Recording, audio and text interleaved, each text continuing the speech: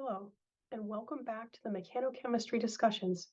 This seminar series is hosted by the NSF-funded Center for Mechanical Control of Chemistry, or the CMCC. I'm Ashley Martini.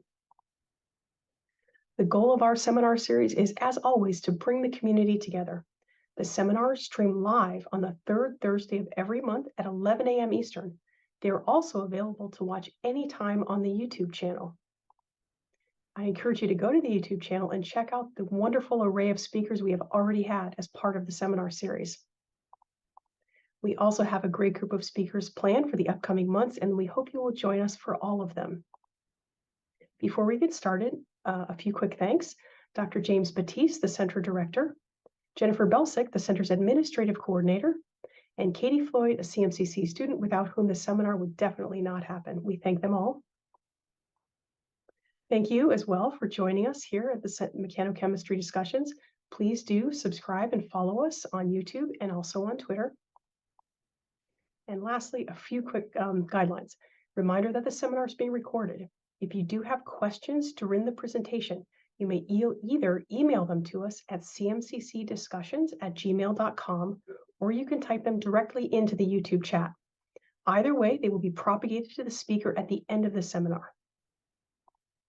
Without further ado, it's my great pleasure to introduce today's speaker, Professor Toby Nelson. Professor Toby L. Nelson holds a BS in chemistry from Francis Marion University and a PhD in organic chemistry from the University of South Carolina.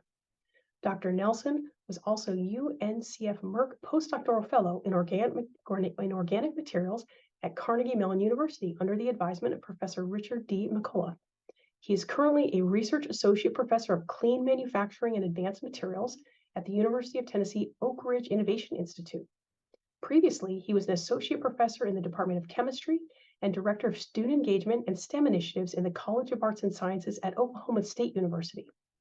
Professor Nelson's research program covers the design and synthesis of organic semiconductors, polymer chemistry, green chemistry, mechanochemistry, organic electronics, biosensors, bioelectronics, and the development of bio-inspired materials based on the natural pigment melanin.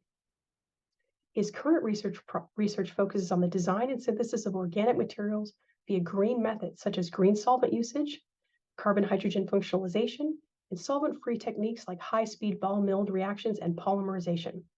It's our pleasure today to have Professor Nelson as part of the Mechanochemistry discussions.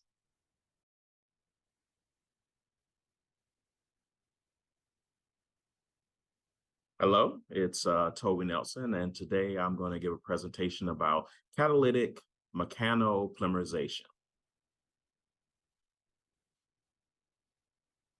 Catalytic mechanopolymerization is going to be defined here as the use of mechanochemical methods to polymerize monomers in the presence of a catalyst. This is an extension on the traditional polymer mechanochemistry and takes advantage of carbon-carbon cross-coupling reaction technologies for the synthesis of high-performance materials. The long-term goal of my research program is to develop green and creative strategies to synthesize organic materials in a manner that reduces costs, waste, environmental impact, and improves safety. And we think that this mechanochemical approach, high-speed ball milling in particular, can be one solution to reduce cost, waste, time, and environmental impact. Today in this seminar, I will discuss the mechanical synthesis of soluble polymer polyfluorenes. In particular, we've taken these diboronic acid and arrow groups using Suzuki polymerization, using a palladium catalyst and a base to make a variety of these soluble polyfluorenes.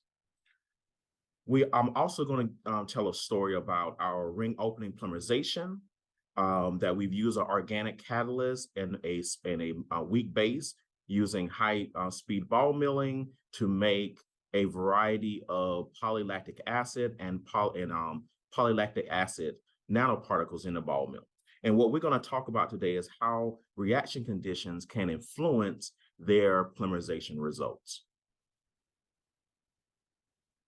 So I want to tell you a little bit about the equipment that we're going to be using today. using for these reactions, we're going to be using this Formtech FT1000 shaker mill. We're also going to be using Formtech's Smart Snap Jars. And the material that we're going to be using, we're going to be using stainless steel for the jars and stainless steel for the balls. And one of the projects are going to be using a speed mixer in order to do the high-speed ball milling. And most of the reactions that we're going to see today are going to have these 3 circles, and that's going to symbolize high-speed ball milling. So let's first talk about the first project where we made these soluble fluorenes. Soluble polyfluorenes are the most attractive fluorescent material because of their charge transfer properties. They have high efficiency. They have high chemical and thermal stability. They are highly soluble and have great film forming properties. And we can also tune their optical and electrical properties by chemical modification and co-polymerizing with different monomers. These active materials actually are used in photovoltaics. Used in optical electric devices, in particular.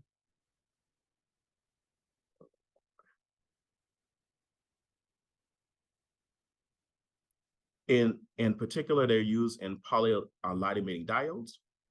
And polyfluorenes have been synthesized previously by Suzuki polymerization conditions.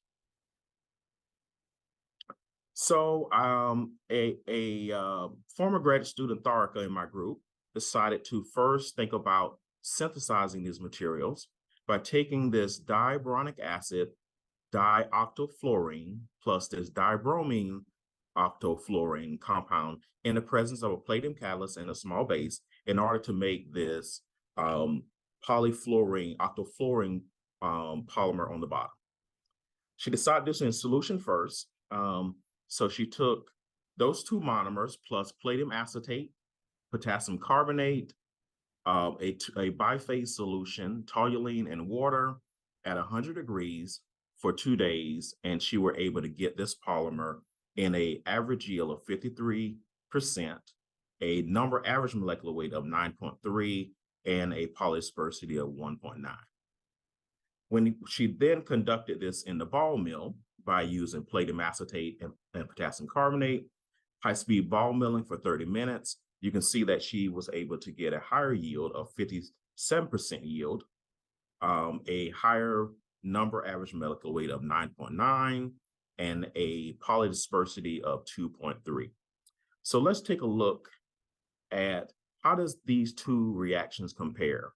When we use green metrics such as the echo scale, which uses a calculating template, and it compares different things such as solvent, reagents, yield, in order to determine what reaction is the best way to prepare the product. And so we can see here is that in the echo scale, the larger number will be better. So here we have a 59 versus 19, and you can see that 59 is higher for the ball milling reaction, and basically saying that this is the best way to prepare this type of polymer. So we decided to do some reaction optimization. We first started with doing a reaction without control reaction, where we didn't add any catalyst. And you can see that with 600 RPM, 30 minutes, we didn't get any yield for that reaction. Then we decided to probe the addition of catalyst. We went from 2.5 mole percent of catalyst to 10 mole percent of catalyst. And you can see that we got a slight increase in our average yield and a slight increase in our number average molecular weight. So we decided to then probe our reaction time. Here we changed from 5 minutes to 30 minutes. And you can see that we got an average yield that increased slightly from 33 to 45% yield, and we got an increase from 6.5 to 9.5 number average molecular weight. And the polydispersity basically were very similar. Finally, we decided to probe the collision frequency by increasing it from 600 RPM to 800 RPM. And what you can see is that our average yield increased slightly to 51%. However, over time, our number average rate start to decrease. So what we decide to do is to use our 600 minutes,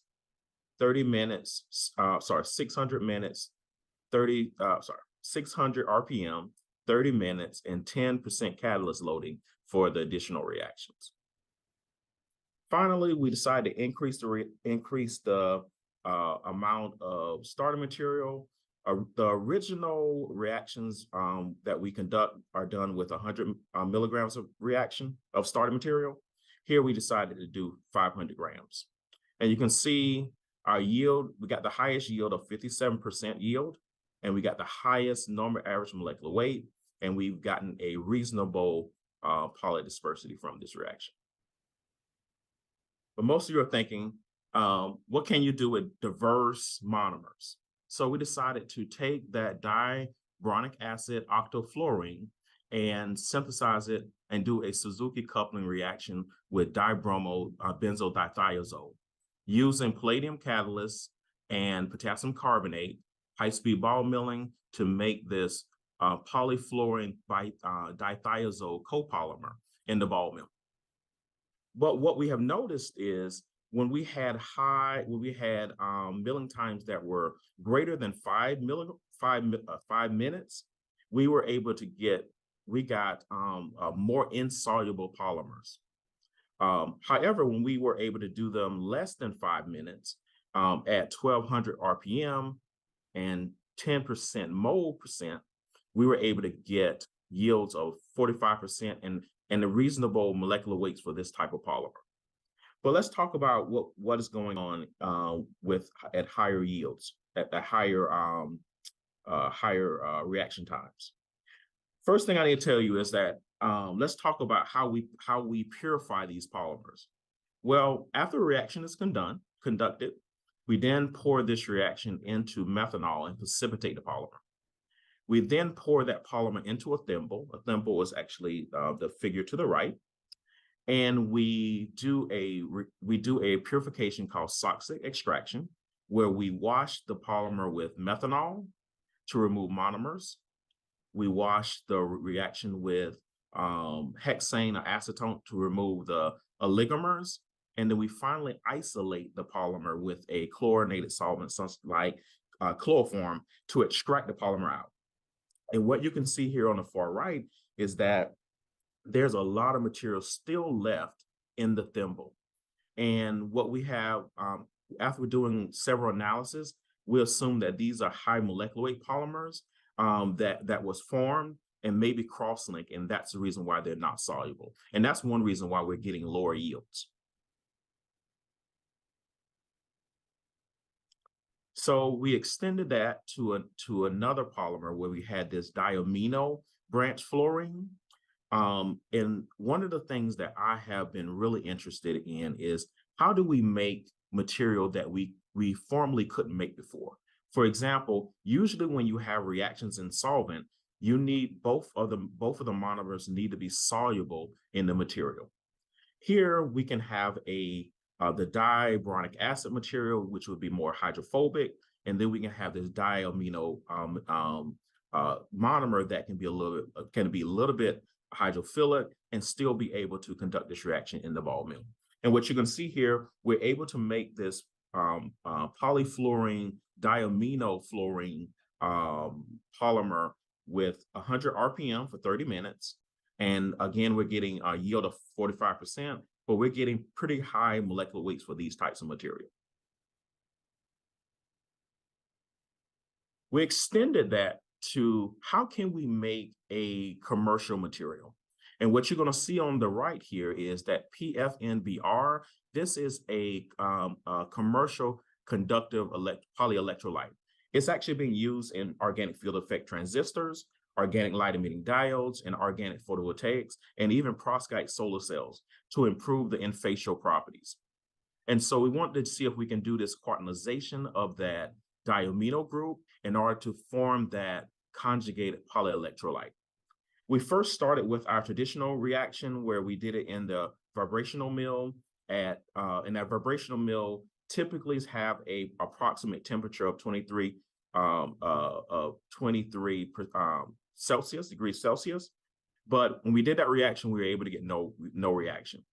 We then thought that maybe this reaction will proceed with higher temperatures. So we moved the reaction to a speed mixer, which we have found to have a approximate temperature of 41% degrees Celsius. But again, we were able to get no reaction for that. Then we found a paper in the literature that had a solvent where they had a ratio between THF and DMF. We tried that reaction in a speed mixer, and we were able to isolate that product in 70% yield. And something I need to tell you is in solution for these types of reactions, the quaternization of PFN, which is the first polymer, it proceeds to the product in 5 days at 50 degrees Celsius, and they only get a isolated yield of 50%.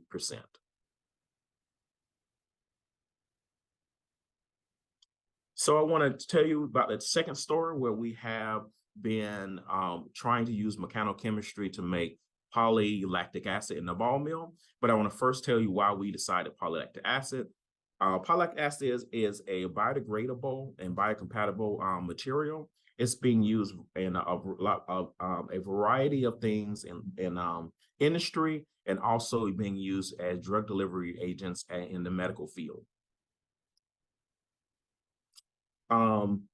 In terms of making most of these polylactic acid, it's actually done through a reaction called ring opening polymerization.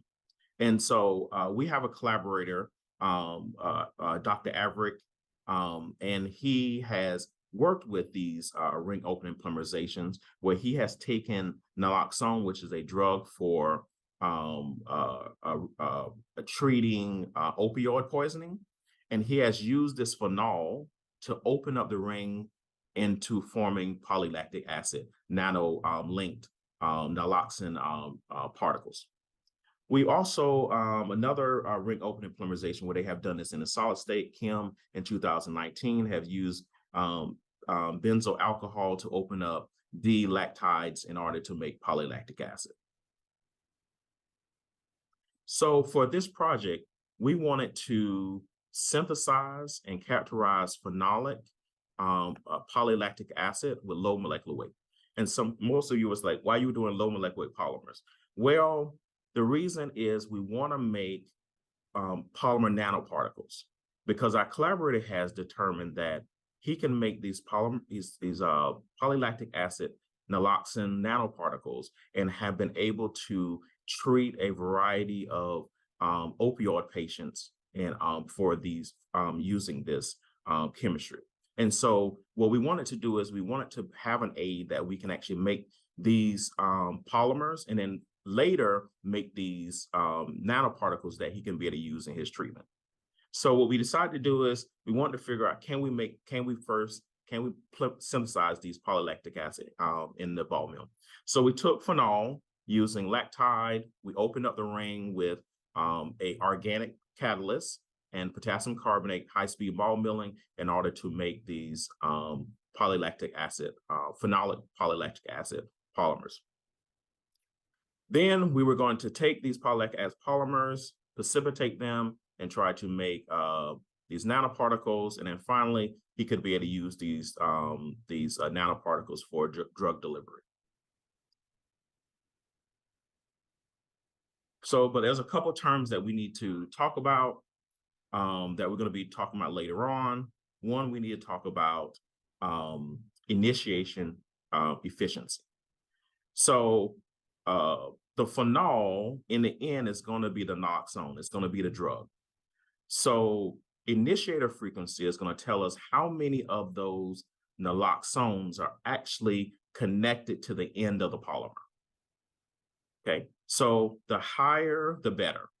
We want more of the drug connected to the polymer in the end.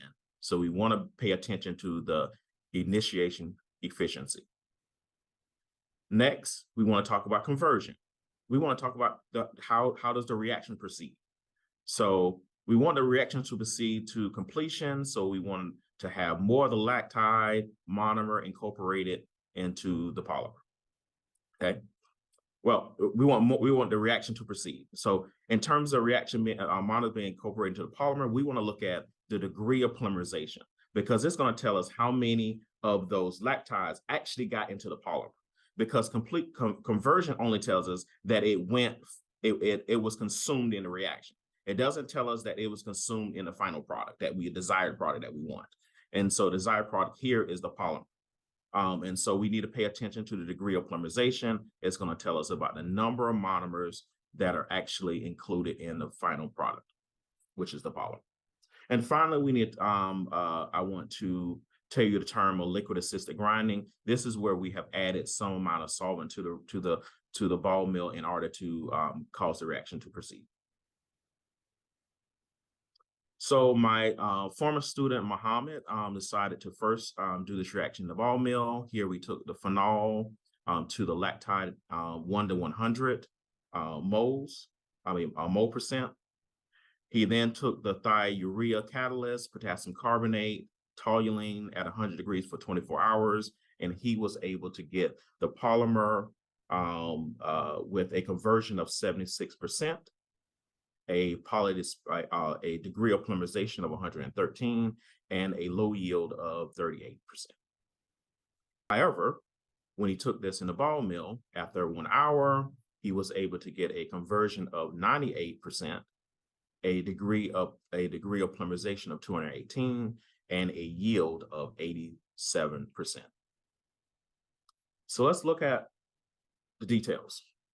So first, let's probe the reaction. We took phenol 1 to 10 lactide, a urea catalyst with potassium carbonate, 800 RPM, 600. Sometimes we added in a liquid assistant grinding to give us our phenolic polylactic acid polymer. We first started with controls where we did the reaction without catalyst and potassium. We got no reaction. Then we add the catalyst, no potassium, no reaction. However, when we added in potassium, then we were able to get a conversion of 11%. So we decided to do liquid assisted grinding. So we added, we again did our control reaction where we added catalyst, 10 microliters of chloroform, and we were able to increase our conversion to 15. We then did the control with potassium carbonate, and we were able to increase our conversion to 24. Now we tried potassium carbonate and catalyst, liquid assisted grinding. Now we're able to get conversions, high conversions for these types of polymerizations. So now we start to probe. What if we added more of our liquid assisted grinding? And you can see that we're able to increase our conversions slightly, but you can see that our initiated frequency decreased. And remember that we need to have the initiation frequency as high as possible, because we're thinking about in the final end is having a drug connected to that thing, to connect it to the polymer.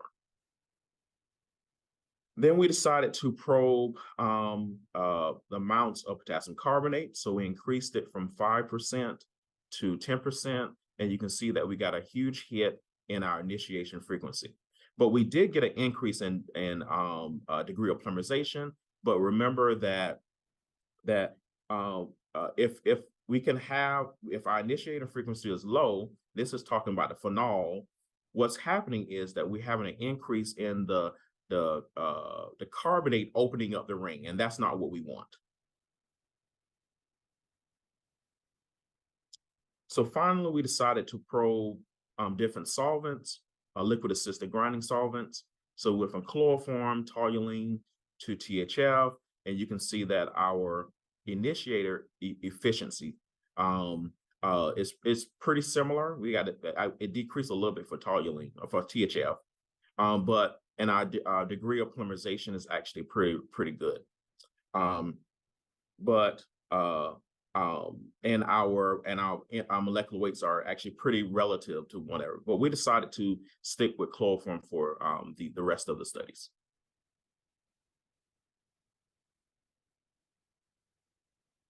So again, how does diverse monomers react in this chemistry? We just tried phenol, para-methoxyphenol, para-idophenol, and naloxone, which is what the final product that we want. And you can see the conversions are for these materials actually pretty high, except for naloxone. And our initiator efficiencies are actually pretty all over the place. And that's really because some of these reactions are very nucleophilic, and that's very good for example, for the para-methoxyphenol, because of the para group, because of the methoxy group, it basically makes it a very good nucleophile. So it's able to open up the ring very efficiently. So it gives us high initiated efficiency. However, you get a drop in the polydispersity, and that's because you get that first reaction, initiating the ring, is very fast, but when you do the propagation step, it's very slow, because you basically cap all the ends of the polymer, you cap all the ends, you open up all the rings, and you don't progress opening up other rings with the end of the polymer. And we're getting pretty good reaction for naloxone. The initiator frequency for this is actually pretty high, because for the solution reaction, I think it's around 16. And so we're getting a good bit of naloxone actually connected to the polymer versus in solution. Finally, surprisingly, we found nanoparticles at the end of the reaction. So originally, we were going to do the polymerization and then do the precipitation method that has been used before in order to make nanoparticles. But Muhammad decided to test the sample first, and we found out that we were making nanoparticles. And so what you see here is this is a crude sample of the product right from the jar. And we have done dynamic light scattering, and you can see that we actually have narrow dispersed nanoparticles. We also did, for the same sample, we did TEM studies to confirm that we were getting very monodispersed nanoparticles. So what happens if we increase our amount of lactide? And you can see that the increasing of lactide equivalents scale with our degree of polymerization. It also scales with our nanoparticle diameter. And finally, we are getting negative potential for our nanoparticles, which tells us that these nanoparticles are relatively stable. So I hope today that I was able to show you that we're able to take a variety of different monomers using Suzuki polymerization in order to make a variety of different soluble polyfluorenes in the ball mill. And also we were able to do this quantization reaction that can be done to make a commercial available conjugated polyelectrolyte. Also, I hope we were able to show you that we could take this phenol, open up, do ring opening polymerization of lactides to make to make polymers, to make polylactic acid in the ball mill. If you do this reaction neat, you get 11% conversion. If you add in microliters of solvent, you can actually make these polylactic acid with high conversion, and you can also make nanoparticles in the ball mill. And so now we're interested in taking these nanoparticles and actually being able to use them for a drug delivery system. So I hope I want to thank my graduate students, former graduate students, Muhammad and Tharka. And I also want to thank Megan. Hey, Megan. So she's a graduate student, an undergraduate that used to work for my work in my research group, and now she's at Texas A&M. I want to thank my current graduate students, and I want to thank my collaborators and my funding, and I'm ready for questions. All right, thank you very much for that presentation. We'll pick a few questions from the audience. Let's start here. Is there a limit to the molecular weight of mechanochemical polymerizations? And what factors limit the degree of polymerization? Oh, say that again. Is there a limit to the molecular weight of mechanochemical polymerizations? And the second part is, what factors limit the degree of polymerization? Good question. So for the conjugated polymers, we have found out that there is a threshold, and we think that threshold is due to at some point the polymer starts to have cleavage. So the mechanochemistry starts to break it down. And so there is a threshold. However, I think that because we're forming radicals, I think if we can figure out a way to scavenge those radicals, I think we can be able to improve the molecular weight at that stage. Because what happens with ball milling, we know that ball mill can also be depolymerized. And so we can get to that, we can get to a depolymerization stage and figure out a mechanism to counteract that depolymerization stage. I can think we can get high molecular weights for the conjugated polymers. I think for the ring opening polymerization, you can get high molecular weight for those materials. Thank you. Another question. Can you clarify how you're determining the approximate temperature of the speed mixer? Oh, great. Okay, so this is difficult. This is difficult. But our technique currently, we're using a IR gun in order to probe what the temperature is, and it's not very good. So this is why we are moving to a we purchased a ball mill that can actually control temperature, and we can measure temperature. Great, thank you. All right, so a short one. Is there a way to control the nanoparticle size? Currently, the way we're controlling nanoparticle size is by currently how we're determining size is by the degree of polymerization. This was a surprise for us. So we didn't think that, I didn't think this was possible, by the way. And I made the student do a lot of extra work to convince me that it was actually making nanoparticles, because I didn't believe it. I think this is something that we're interested in. I think the liquid assistant grinding is actually what's helping us get these nanoparticles. And so I think that we can start thinking about different solvents and different dielectrics. And I think that can help us better understand how we're getting these nanoparticles, because that was a huge surprise for us. Got it. Thank you. All right, we have lots of questions. I'll try to pick just a few more here. Near the end of the talk, there were PDIs that were less than 1. Is that the result of nanoparticle formation? Ooh, I don't know the answer. I don't know the answer. That's a good question. I don't know. Huh. All right. You want to take a stab, or can we move on? I don't know. I don't know. I don't know the answer. All right, then indeed it was a very good question. We'll hold that one. Yeah. Let's try this one. What made you go to a speed mixer after a vibratory mill? That's a great question.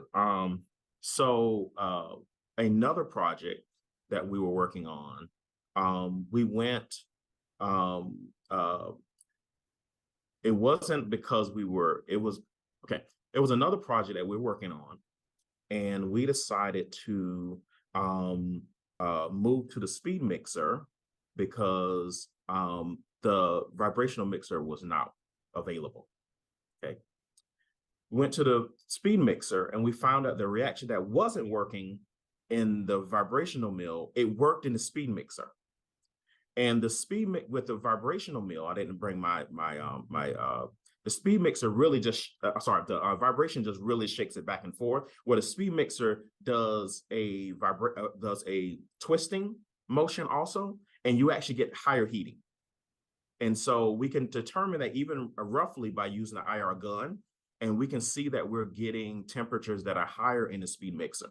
And so that was really the reason why we moved to the speed mixer, because we're getting higher temperatures, reaction temperatures. Got it. All right, let's just do one more, kind of going back to the earlier part of the presentation. What does the change in polydispersity with reaction time tell you about the polymerization reaction and the molecular weight limit? Ooh, again. Can you say it again? Sure. What does the change in polydispersity with reaction time tell you about the polymerization reaction and the molecular weight limit? Ooh.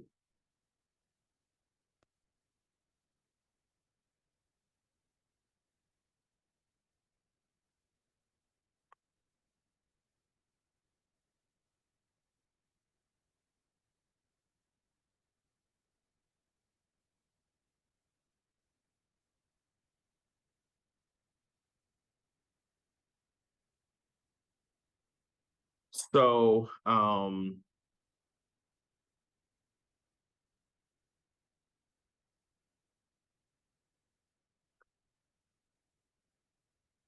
when I look at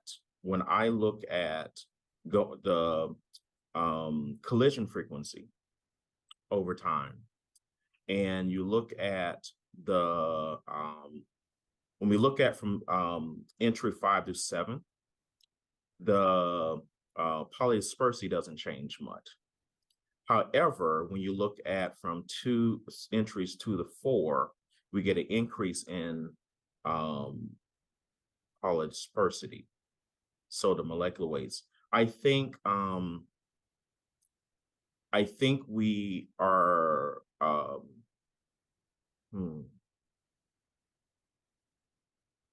I think what is it telling about the